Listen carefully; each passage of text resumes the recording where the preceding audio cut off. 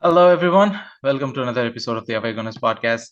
It's a weird feeling to start this game week again, being top of the league. It's been some time getting acclimatized to, being back there. I'm not saying anything more because, I believe in all the superstitions of every football fan. So I'm not going to jinx it, but it feels good. We have got a good show today. We've got Bob back with us. Hi, Bob. Hey, mate. How you going? Good. And for us, representing the Leeds is our favorite, songwriter for Leeds. He doesn't like to be called, song creator. He likes to be called lyricist. But again, Paul, welcome to the show. Hi guys, you all right? You're doing good. You're doing good. And as you guys would have suspected, this is the Arsenal Leeds preview for this week. And before we go ahead, please do like, share, subscribe, and do follow Paul's channel. We will link somewhere. But to start off, Paul, this has been a fixture that has been coming for quite some time. But the thing is, the lead up to this game has been quite different for both the teams, right? Like Arsenal has been having a good start, like I said, not to jinx it, but Leeds had a good start and then kind of faltered away a little bit. What are your thoughts still? What are your thoughts about the form of Leeds still now? It's very tough. I'm going to upset a lot of Leeds fans because on social media at the moment it is so mixed. A lot of people are like, give him time. A lot of people are like, he's got to go. A lot of people are happy and can see that we're playing well. And a lot of people are just results and stats based. And I think from a personal point of view, I just don't like how we've gone from being a dynamic attacking force, even though, we conceded a lot of goals, but we were great to watch. We were clearly able to beat a lot of teams. And I think we've just like shrunk into ourselves a little bit. We've tried to be this more compact defensive unit. And we just don't, in my opinion, look to be as much of an attacking threat, even though we possibly have got more attacking players. So I think, barring the Chelsea result, which was, and look, fair credit to any manager that can go and beat Chelsea 3-0. But it was a freak result when you actually look at it. I think it's been slightly disappointing. I would have liked to have seen more. There have been games, even when we got beat by Brentford 5-2, you could argue that we were the better team. But we just don't look to have that cutting edge. There's been a lot said about Bamford and other players that we've got not kind of putting it in. And I think from a Leeds fan's point of view, what we want more than anything is the effort. And when the effort's there, you'll find that kind of Leeds fans kind of accept that.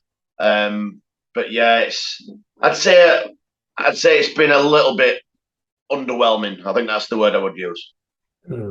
It's not a easy transition per se, because obviously you were playing so much attractive football that Pep was actually in awe of what Bielsa was actually doing there. But then having to replace by Marsch, who did still make the team stay up in the league by whatever means it is. He did actually make the team stay up. But then he's been taking along, and it sort of needs time, isn't it? I mean, obviously, he can't actually be doing things overnight, as we know, and with key personnel as well,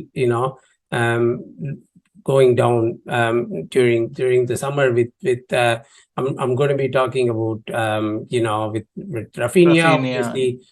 Calvin Phillips, obviously the most, but still with them, you've coped up quite well, if I were to look at as an outsider. But before you answer that, Paul, like how much of that, like losing Rafinha and Calvin Phillips has impacted this start, do you think? I think I'm a big Phillips fan. Like when he's fit We all and are. playing, We all are. yeah. When he's fit and playing, Calvin Phillips can do that role like not many other players can. He can do it on his own, basically. So you don't need two holding midfielders. He'll do it on his own, and he's massively underrated, I think, by a lot of people. And I wasn't his biggest fan at Leeds when he started. I'll be honest with you, I wasn't. In fact, I wasn't a fan at all. I thought he was reckless. I thought he didn't have a head. He didn't have the head to be a footballer. I really didn't. And he also played too far forward. But when Bielsa came in, not just Phillips, but players like Ayling, Cooper, Click, Dallas, Bielsa gave them something to turn them into brilliant footballers. Like there's no doubt about it. Brilliant footballers. And but in all honesty, I think the player we have missed is Rafinha. Simply because Phillips didn't play the games. He was out injured quite a lot. And in all honesty, if I had to say, what the guys have done in the summer at Leeds is they have replaced those players really well. Because Sinisterra's come in and he looks class. Aronson has come in and looked class. And the two guys in the middle of the park, Rocker and Adams, also look really good, like really good buys. And I think what is apparent now is, funnily enough, now that Bielsa's gone, it seems like the players that were thriving under Bielsa are no longer thriving. Mm. So even though we've replaced those kind of players, it's like the rest of the squad has gone like just down a bit, which kind of is making these new players stand out. Like undoubtedly, you could pick one of those four players would be the best player of the season so far, and they'd all be top four players of the season. Do you get what I'm saying? Yeah. And I think that in itself says that I think the whole club now needs to kind of progress, and maybe these players that have been great for us in the championship and coming up, maybe it's just time to kind of freshen things up and get like a whole revamp. But moving back to that about the relegation and things and would we gone down, I think the fan base is so split. I think half of the fans would say, yeah, Bielsa had to go. We needed a new manager. Whereas I'm in the other camp where I think, well, when you've got a manager like Bielsa, who did so many wonderful things, we were blighted with injuries. We had so many injuries. And he was sacked off the run of like 3 bad results against, top clubs. Liverpool, City, Man United, they were always going to beat us. But even the Manchester United game at home, for a good portion of the game, we were the better team. And he's a massive loss. And I feel sorry for Marsch, to be honest with you. I feel sorry for Marsch because anyone who takes over that is just, it's like a poison chalice. Do you know what I mean? It's not an easy seat to step into. And in all fairness to him, I don't think he's done a bad job. I just wonder how anyone comes in and does what Bielsa did. It's impossible. When he came, he transformed the club and the city, everything.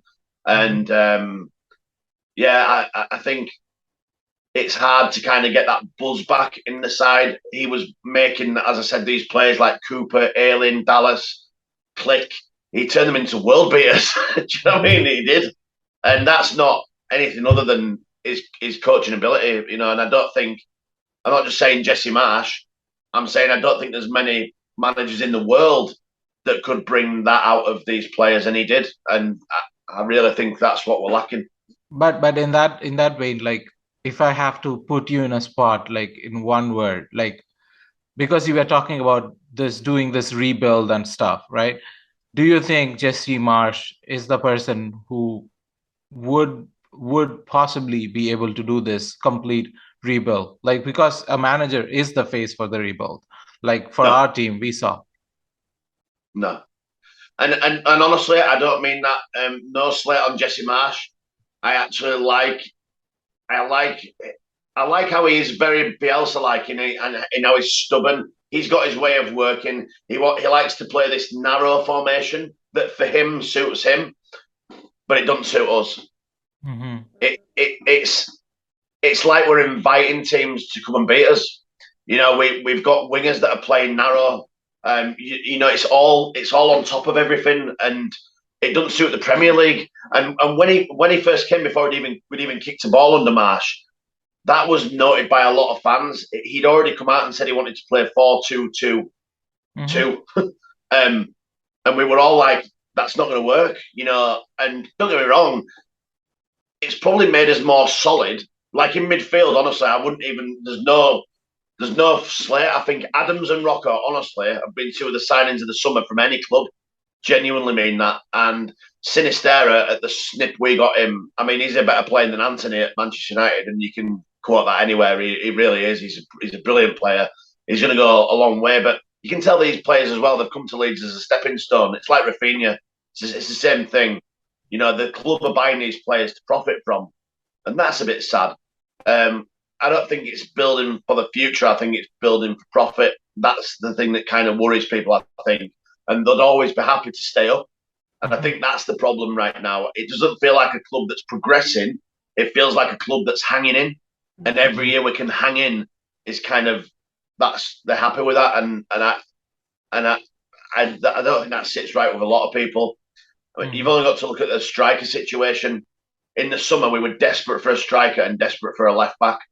And we ended up waiting and spending £4 million on an 18-year-old striker who, fair play, I've seen him in the 23s. He looks class, and he plays for Italy, and he's got a smile on his face every time he plays. He's going to fit in this club really, really well. But he hasn't got 100 league goals under his belt. He's not a proven striker. He's not someone who's played Premier League football. That's what we really needed. Someone to spearhead their attack. Someone to help Harrison and Sinisterra and Bamford for how well he did in the promotion season and how well he did in the first season back in the Premier League. He's always had his injury problems, confidence problems as well. I think in front of goal, he's not clinical. He's not a clinical striker. He'll take it a lot more shots than most, I would guess, to convert. But I just think we really needed some big, confident, powerful striker. I'm not saying we would have got him, but like an Edin Dzeko, someone with that kind of physical presence who can hold the ball, knows where the goal is, a bit of experience. And I just think we missed a trick. And then the left back situation, we've been playing our best centre back at left back. Pascal Struijk is our best centre back. And if we had a left back, he would be playing centre back with Koch. There's no doubt about that. Koch's been great this season as well. So yeah, I don't know. It seems like a bit of. I hate to say it because there's a lot of clubs that use it, but it feels a bit transitional at the moment. And so with all the narrow squad that he's setting up, but still with that, you've never lost at home this season. You managed to. You just steal my points, Bob. I just wrote that down to ask you that, but then you're just asking Paul the question. Yeah. How am I supposed to, ask more questions out of thin air? But no, it just came into the flow, mate. Seriously, get on with it. By the way, yeah. No, sure. So now you guys know who the boss is in the show. Yeah, right? yeah, not you, VJ. No, not Bob me. wears the pants. No, but how do you actually, still with the fact that, the team has been quite narrow and all those sort of things, of course, the opposition would come to know that, and then they would try and load them up in the wings. You've not managed to, lose, as I said, how is the gameplay actually, getting along with playing at home? Is there a difference? I mean, that would be the question. Is there a difference in how you play at home versus how you play away? It's a tough one, really, because look, I'm not the biggest. I like Jesse Marsch as a person, not that I know him, but you get what I mean, don't you? He comes across as a nice bloke, and but it's wearing a little bit thin now. He's saying his narrative in the press conferences is always, we're progressing, we're getting better. And I think that's what's the problem now. I think a lot of fans are saying, well, no, we're not. Mm-hmm. You know, we don't appear to be, we appear to be going backwards, really. We know what that is. We know what that is, especially me. I was a complete Emery out kind of Unai Emery out kind of person, and during that time, everyone else was saying like, "Oh, we are fine." I'm like, "No, we are not," and it came back to haunt us. So I hear you. I hear you. It's see, I've been to most games this season, and what you find with Leeds is we beat ourselves. It's so often the case. If you look at the Brentford game, we've given them 4 goals. You know, we've given them 4 goals by being poor. This is the point. When you go from a manager who lights the field up, do you know what I mean? And you watch them play, and even in defeat, you know, we're being admired. You've only got to look at people like Gary Neville, you know, saying, look, Bielsa is like the best thing to happen to the Premier League in years. You know, his expansive play, and yeah, it was gung ho, and we all get that. But I don't think we're in any better situation now than we were with Bielsa. When we were losing with Bielsa, we had players out injured. We don't have too many injuries now, and we're still struggling. Do you know what I mean? He finished 9th in his first season with a decent squad. That tells you all you need to know. He's a better manager. You know, he's a better coach. And he let himself down by not wanting a bigger squad. He needed a bigger squad. In the Premier League, you have to have a bigger squad, and he refused that. And I think that stubbornness is now showing with Jesse Marsch. It's like now we know what substitutions he's going to make, when he's going to make them. It's routine. It's like predicted, preempted before the game. I hate that. Sometimes you need bottle. You know, you need a bit of bravery, don't you? Yeah. And I think that's the thing. Going forward, we lack bravery. You know, even in the physical sense, there was a cross from Harrison against Palace, and Bamford could have thrown himself at it, and he pulled away. And that's not Leeds United stuff. That. But I'm rambling now because I've forgotten what the question was. No, that actually answered the question. But let me get to Bob for a minute about this, right? Like Bob, you yourself mentioned that they have not lost at home. Although we have been going strong against most of the oppositions, we still have that in us to, you know, screw things up. And I mean, I'm not breaking everything up here, but still, like, it's got a potential banana skin. Yes, yeah, I hear you. Yes, yeah. So I think, I have the same thoughts and sentiments myself. People, you know, write down saying that, you know, Arsenal have been in terrific form. They're on top of the league. They've been playing expensive football and everything. But still, I would go on to say this game is not going to be a cakewalk. So, I mean, I'll just take the exact same example of when we played Leeds at home last year. We were literally strolling around the park. I think 1-0 or 2-0 that we were. But then suddenly there was actually a penalty that we conceded, and then they scored. It was completely a change of events from then on.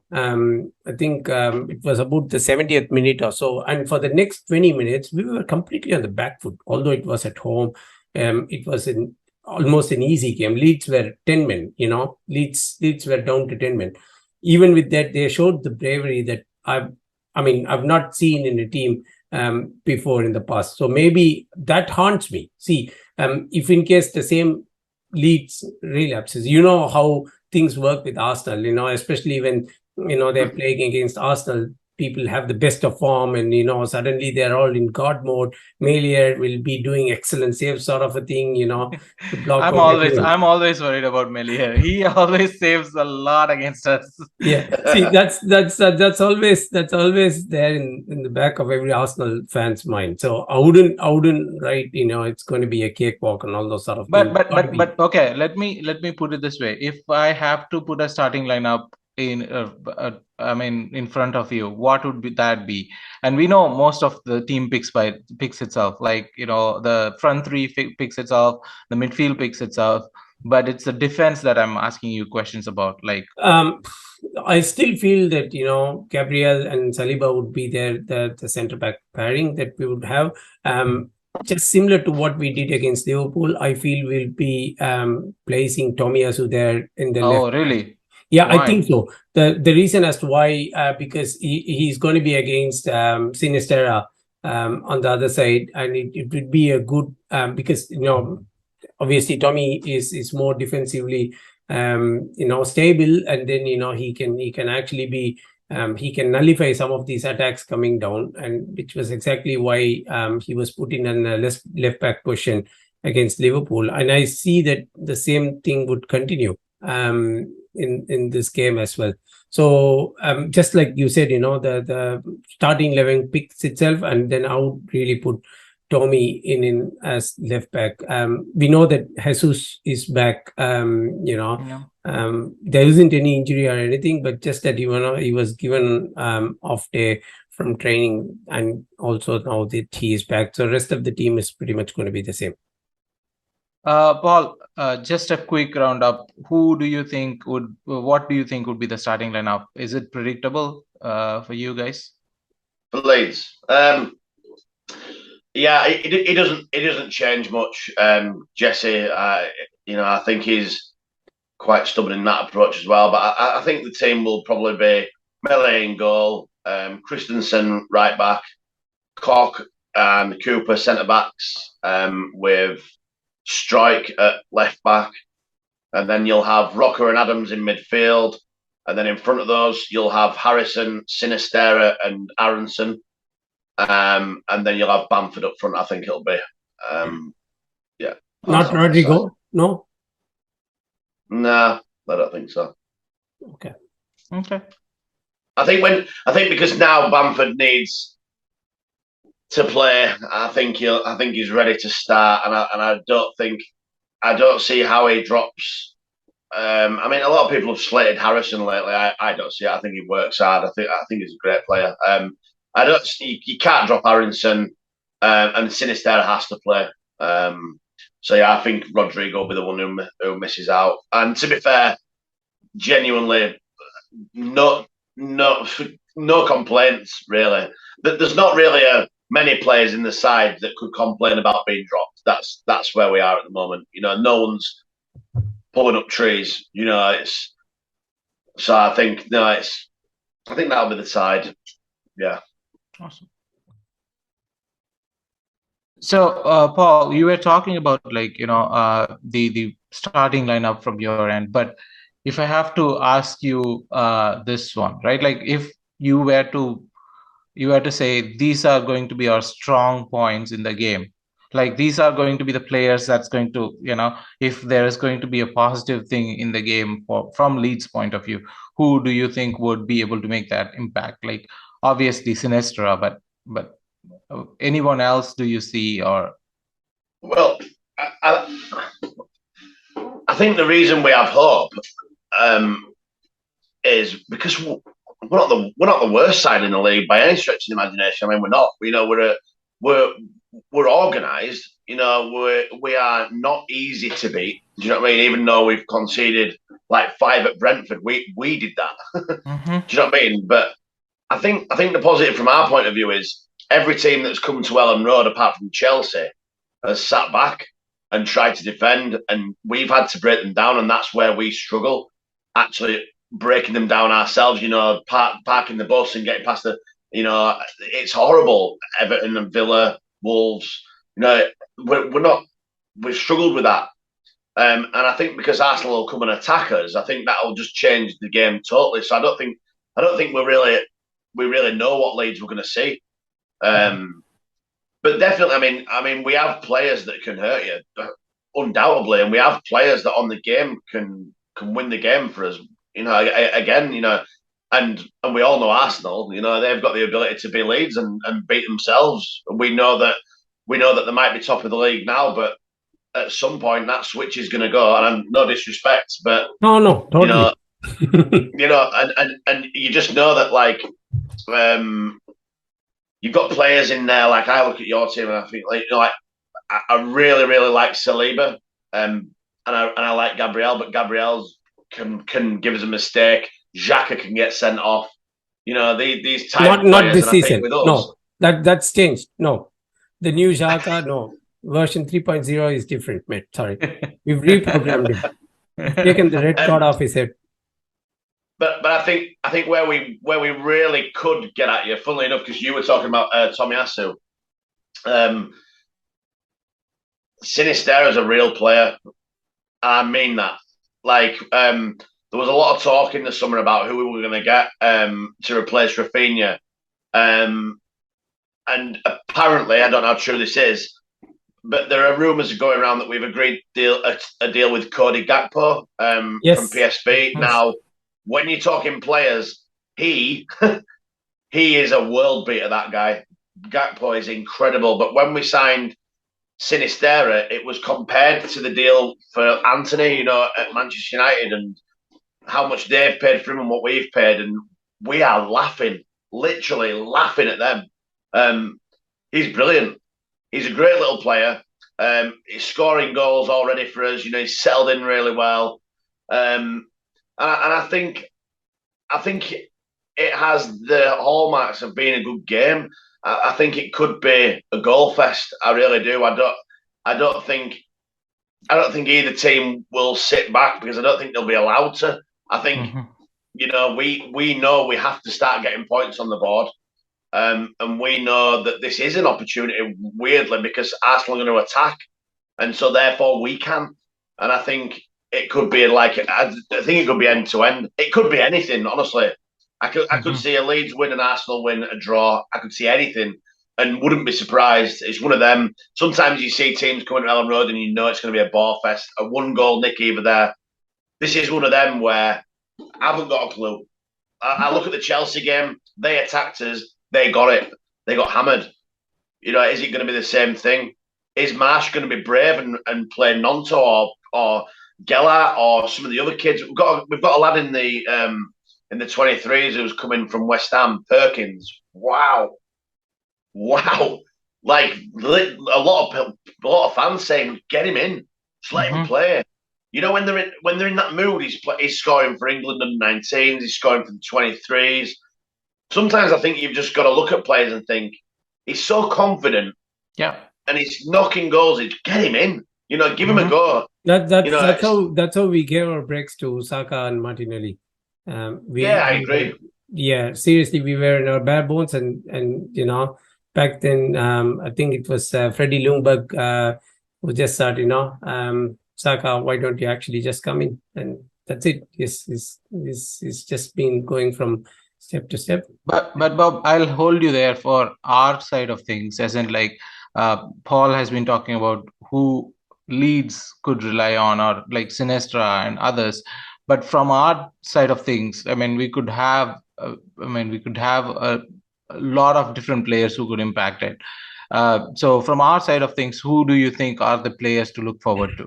See, I think I spilled the beans there when I said Martinelli and Saka, because what I would really like to exploit, or how we could approach Leeds, is we could just flood them with our wingers and just go wide as we could, and these are guys who could literally cause a menace on both the wings, as we've been seeing. So it's going to be pretty difficult for Christensen and then Stuart to as well hold them off, because Martinelli can just keep pressing at will and wish. And one factor also that we have in Jesus, because Jesus never stops pressing. And even we've seen that in games where, even when we were approaching towards the tail end of the game, he just somehow finds a way to get past 3-4 people and just somehow, put himself in a good shot, position to score. So I think those are the players that I think would come in and make a difference for us. Obviously, I think at the back, as what Paul said and as what we know, Gabriel has got a mistake in him, but then that's what I'm hoping that they don't exploit on. The X factor, if I were to, talk from Leeds' perspective, is Rodrigo. There's not been much spoken about him, but Sinisterra, we know he's going to be a great player. Which he's been already showing. But then one other player that I think would come in and make a difference would be Rodrigo. And we've always given lifeline to players who've not been scoring. For example, we've Rashford. Yeah. Oh, yeah. Rashford. Yes, Rashford. You could say. And then Darwin Núñez. He was in terrible form until we gave him a chance to score one. So I won't be surprised if Bamford as well gets in a goal or something like that. So yeah, that's how Arsenal has been. We give everyone equal chance for them to resurrect their careers and all this stuff. But Paul, so on a final thought though, like if I have to put you in a spot to answer this question, as in like what would be your predicted output or score line for the game? And if possible, like you could also tell us about like who do you think are going to be the scorers? I hate saying this when I really can't see a good result for us. I mean, just to touch on what you were saying, then I think I'm in a lot of Facebook groups, Leeds ones, and I think what you've said then about our fullbacks is our biggest worry. I've liked Martinelli for a lot of seasons. I think he's a top player. And I think the fact that they were using him sparingly confused me.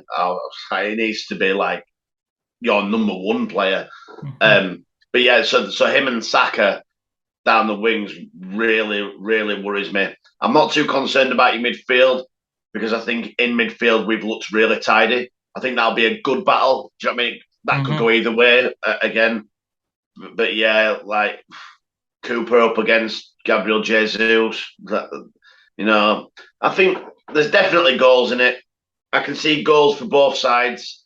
It wouldn't surprise me if it was 4-2 to Arsenal. Okay, such a bold prediction. Even I wouldn't really say 4-2 prediction. I mean, we did beat Leeds last year 4-1, but that was actually a COVID ravaged side that we faced. It was sort of more an easier game than the one that we faced at home. If I were to compare between both these games. But I'm going to hold you there for prediction, Bob. Yeah, no, I was going to say that myself, mate.